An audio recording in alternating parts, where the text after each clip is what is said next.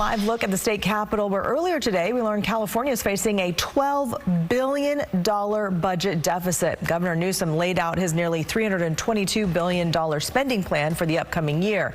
And today's announcement comes after the state was projected to have a slight surplus for this fiscal year.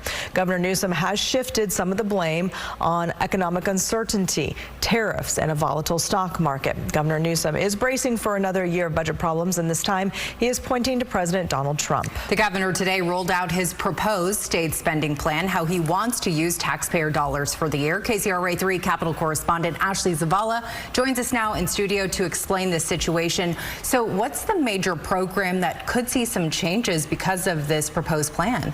Well, Andrea, every year at this time, the governor makes his budget pitch, how he would like to use taxpayer dollars for the upcoming year.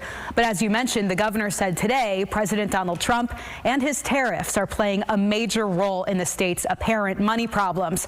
To partially deal with that, the governor is proposing to scale back the state's newer program that provides health care to low-income, undocumented people. All of this was laid out in his budget presentation today at the state capitol. The governor rolled out, as you mentioned, a $322 billion budget plan while bracing for that $12 billion budget shortfall that he and state lawmakers will have to figure out how to close over the next couple of weeks, or months, I should say. Newsom said the state is losing out on billions in cash because of President Trump and his tariffs. But I want to bring up this chart that shows how California's budgets have grown since the governor took office.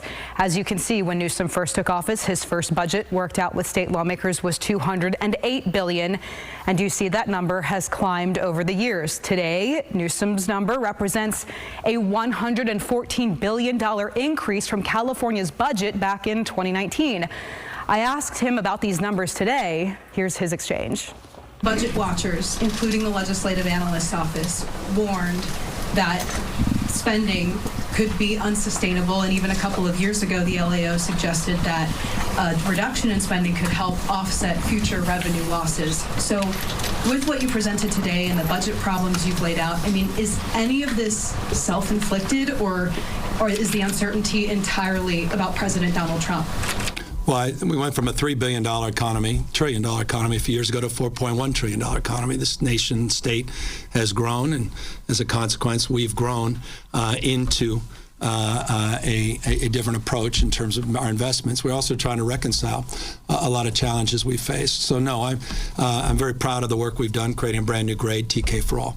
I'm very proud of the work we've done to be the nation's leader as it relates to food insecurity and addressing that as it relates to free meals in our public schools. I'm very proud of the work we've done on after school and summer school for all, and the importance that we've placed on that, including high-dose tutoring and reading specialists and addressing some of the gaps as it relates to literacy. I'm very proud of the work we have done on forest and vegetation management in the critical and essential nature of that work to protecting our communities. I'm very proud of the fact we protected our communities with unprecedented investments into vertical prosecution grants and supporting local law enforcement agencies, more accountability, more transparency, addressing the issues of retail, theft, and quality of life crimes. I'm proud of the investments we're making in behavioral health, and I think they're long overdue and important. I'm proud of a lot of the work we've done in child care, and while I wanted to do more in this year's budget, we're going to have to hold the line, at least as it relates to this budget, and we'll see where the legislature comes back.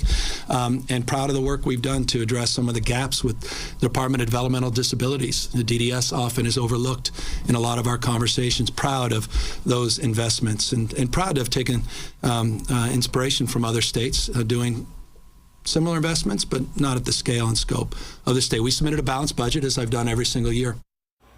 So again, to close that $12 billion budget gap, one of the solutions the governor proposed today is putting new limits on the state's health care for undocumented people through the Medi-Cal program, also known as the state's Medicaid.